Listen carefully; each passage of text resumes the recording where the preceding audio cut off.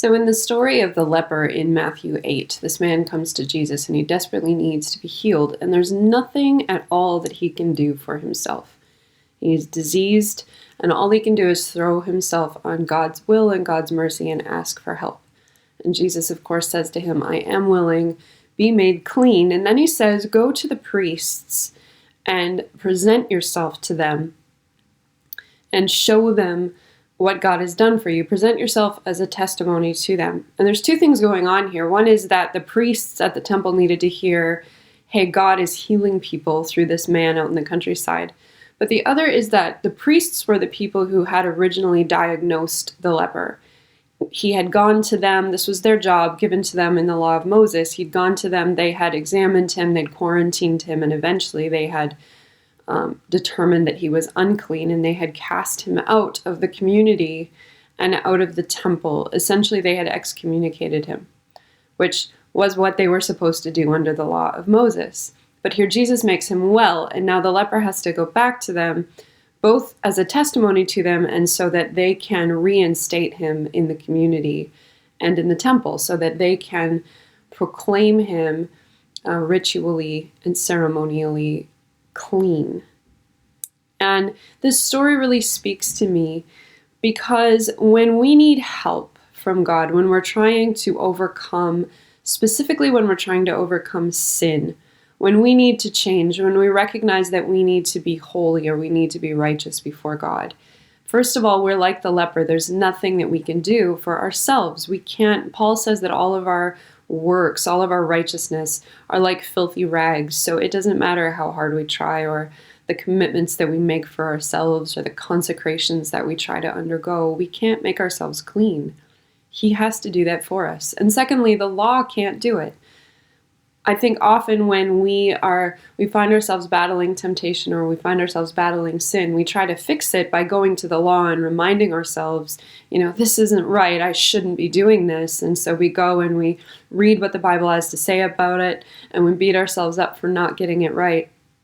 But that doesn't actually give us power to overcome it. It does what the priests did for the lepers. It says, you are unclean, you are a sinner. It diagnoses us, but it can't cure us, it can't heal us. We need Jesus to do that. And the message of the gospel is that that is what Jesus has done in the cross, that through his work, his blood, he has cleansed us and he has given us holiness and righteousness as a gift. So righteousness before God is not something we achieve, it's something we receive. And holiness before God is not something we achieve, it's something we receive. And this is so extremely practical. In the book of Romans chapter 6, I'm just going to go there and read it to you guys. Romans chapter 6 is really about living in victory over sin. And I'm reading from the New American Standard. And often we skip right down to verse, where is it? We skip right down to verse 12. Romans 6:12, therefore do not let sin reign in your mortal body so that you obey its lusts, and do not go on presenting the members of your body to sin as instruments of unrighteousness, but present yourselves to God as those alive from the dead, and your members as instruments of righteousness to God. For sin shall not be master over you, for you are not under law, but under grace. So we find ourselves wrestling with temptation, wrestling with sin, or just wrestling with the sense that something about us isn't right.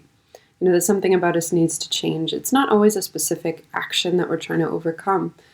But we wrestle with this, and so we go to Romans 6 and we read, okay, so I need to do this. I need to not let sin reign in me. I need to not present myself as an instrument for sin, but I need to present myself to God. And that's all good, except that we won't be able to do it unless we first get a grasp on verse 11, right? Verse 11 comes before verse 12, and there's a reason for that.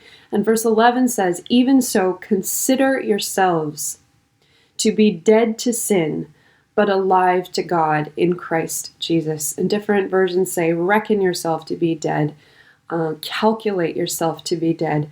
The idea is when you think of yourself, when you establish your identity before God, your identity before God is dead to sin, alive to God. And so I love the wording in verse 13 in the NASB, where it says, present yourselves to God as those who are alive from the dead. So just as the leper went to the priests and presented himself as one who had been cleansed, as one who had been healed and made whole, and they had to recognize that as representatives of the law, so in Jesus we can present ourselves to God as those who are alive from the dead, who are dead to sin, who are free from sin. And that's our identity. And when we believe that, when we walk in that, that's when we experience victory and triumph over sin, because we're no longer trying to conquer it through our efforts. We're no longer trying to conquer it through the law, but we're trying to conquer it, or we're receiving the conquering of it that Jesus has already done for us.